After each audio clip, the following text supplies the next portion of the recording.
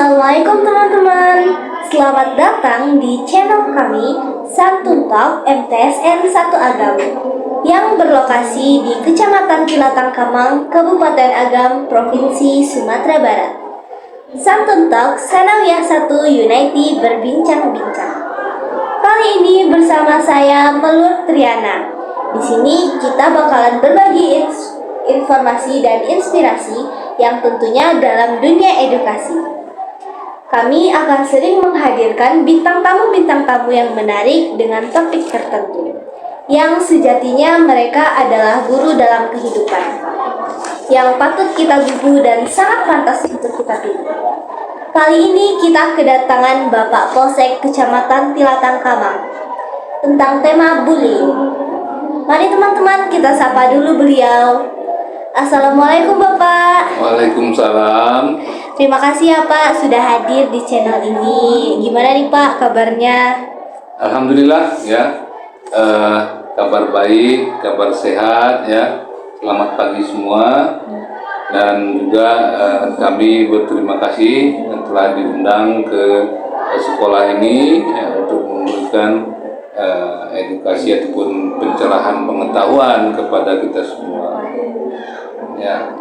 Sebelum kita lanjut, boleh dong Pak kita perkenalan dulu Pak. Boleh ya. Ya, kita perkenalan ya. Nama kami ya Pak DK ya. Pangkat Inspektur Polisi 1 Jabatan Kapolsek Kilatang Kamang. Nah, demikian. Baiklah Pak, terima kasih Pak perkenalannya. Kita langsung saja ke tema ya Pak ya. Ya, boleh. Jadi seperti apa ya Pak kepedulian kepolisian kepada pencegahan dan penanggulangan korban bullying ini Pak? Ya, kita tahu ya, bullying ini kalau dalam bahasa kita namanya perundungan ya, perundungan. Ya.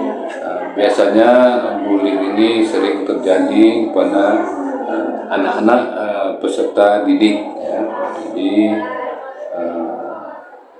kita semua mesti melakukan pencegahan terhadap tindakan-tindakan bullying yang dilakukan bisa oleh tenaga pendidik ya, bisa juga dilakukan oleh sesama peserta didik dan bisa juga dilakukan oleh pihak-pihak lain atau orang-orang lain di luar sekolah. Baiklah Pak, Ya. Biasanya yang menjadi pemicu tindakan bullying itu apa ya Pak?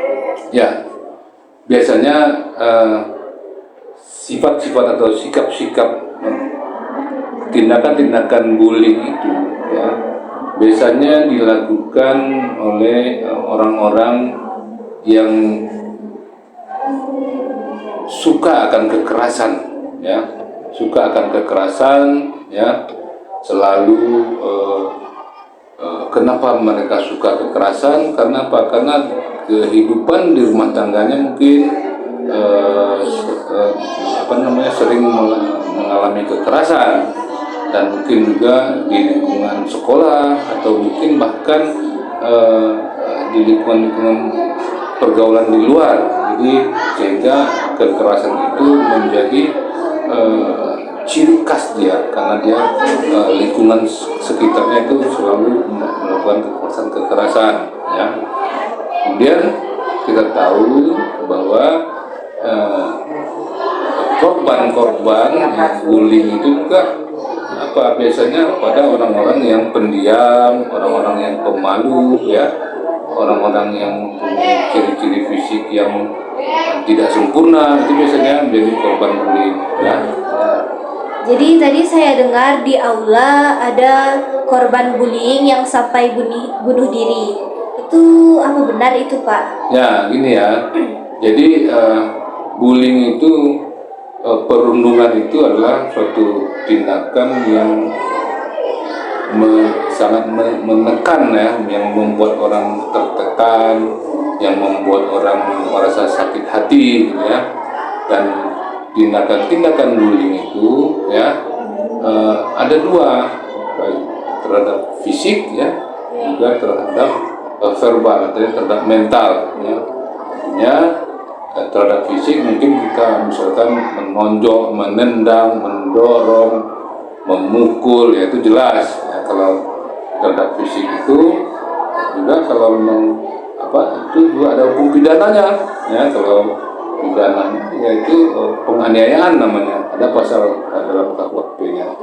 Kemudian kalau terhadap verbal, ya itu melakukan misalkan mendiskreditkan, mencemooh, ya, pokoknya merendahkan perasaan atau verbal seseorang sehingga dia merasa mentalnya jatuh, merasa rendah, merasa sendiri, sehingga ada bahkan orang yang trauma dan melakukan bunuh diri. Ada. Iya, Pak. Jadi kita lihat di media ada anak-anak yang bunuh diri karena gara-gara perundungan itu. Ya. Jadi apa saja tuh Pak contoh kasus temuan kepolisian terhadap korban bullying? Ya, sejauh ini di wilayah kita belum ada, ya, di wilayah kita belum ada. Namun kita lihat di media elektronik bahwa ya ada perlakuan bullying itu yang trauma tidak mau dia bersosialisasi, selalu mengurung diri di rumah, tidak mau sekolah dan segala macam, sehingga itulah dampak buruk dari tindakan perundungan atau bullying tadi. Ya. Terus pasal apa Pak yang mengatur tentang bullying itu Pak? Ya, yang pertama ada Undang-Undang Nomor 35 Tahun 2014 tentang perlindungan anak. Tentang perlindungan anak, artinya setiap anak berhak mendapatkan perlindungan di satuan pendidikan, artinya di sekolah, ya, dari kejahatan seksual, ya, dan dari kekerasan yang dilakukan oleh pendidik, ya, atau yang dilakukan oleh sesama peserta didik, ya, atau yang dilakukan oleh pihak-pihak lainnya. Jadi setiap anak berhak ada mendapatkan perlindungan. Ya, kemudian ada pasal 27 undang-undang tersebut ada ancaman pidananya. Jadi setiap pelaku bullying itu sebenarnya ada ancaman pidananya dalam pasal 27 Undang-Undang Perlindungan Anak. Ya, pidananya cukup tinggi tuh, ya, ancamannya 3 tahun penjara dan bahkan ada dendanya 72 juta. Jadi tinggi, cukup tinggi ancamannya. Nah, jadi makanya mari kita sama-sama artinya melakukan kegiatan atau gerakan anti bullying. Ya. Jadi apakah pasal itu efektif Pak untuk menangani masalah bullying ini? Ya, efektif. Kalau misalkan itu ada laporan, ya kita terapkan pasal itu, ya, efektif. Misal sejauh ini kan di wilayah kita itu belum ada laporan. Kalau boleh tahu nih ya Pak, dengan siapa kepolisian itu bekerja sama untuk pemulihan mental korban bullying itu ya Pak? Ya. Itu biasanya kan kita kerjasamakan dengan psikolog, ya, psikiater itu yang nanti tentang memulihkan itu yang lebih ahlinya tentu psikolog, ya. Ya, jadi biasanya itu bisa disembuhkan. Karena apa? Karena orang-orang yang korban bullying itu dia merasa tidak berguna, ya, hidupnya tidak berguna, dia merasa sendiri, ya, dia merasa tidak dibutuhkan. Karena apa? Karena lingkungannya selalu melakukan tekanan terhadap dia, ya, sehingga itu tadi adanya bullying terhadap verbal seseorang, artinya tekanan terhadap mentalnya, ya, jadi sehingga mentalnya jadi jatuh. Nah, itu bisa disembuhkan dengan konsultasi kepada ahlinya, ya. Gitu ya Pak. Ya. Terus yang harus dilakukan sekolah dalam menghadapi masalah bullying itu apa tuh Pak? Ya, pihak sekolah, ya, eh, untuk mengatasi masalah bullying itu ada beberapa kiat-kiat ya. Yang pertama, kita mesti membangun persepsi yang sama antar pendidik dan orang tua ya, untuk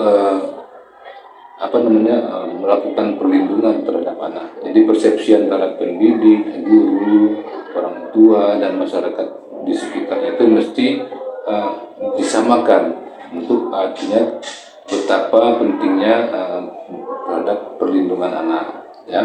Jadi kita tidak bisa cuek acuh terhadap anak-anak kita ya. Kemudian yang kedua, membangun persepsi yang sama ya tentang batas-batasan kekerasan, apa yang boleh dilakukan, apa yang tidak boleh dilakukan oleh pendidik terhadap siswa, terhadap anak-anak didiknya. Demikian juga kita harus tentukan batasan-batasan kekerasan itu tetap harus kita, artinya tidak boleh melakukan kekerasan yang berlebihan, yang tidak mendidik. Kemudian kita juga harus membangun persepsi yang sama tentang pentingnya disiplin. Disiplin ya.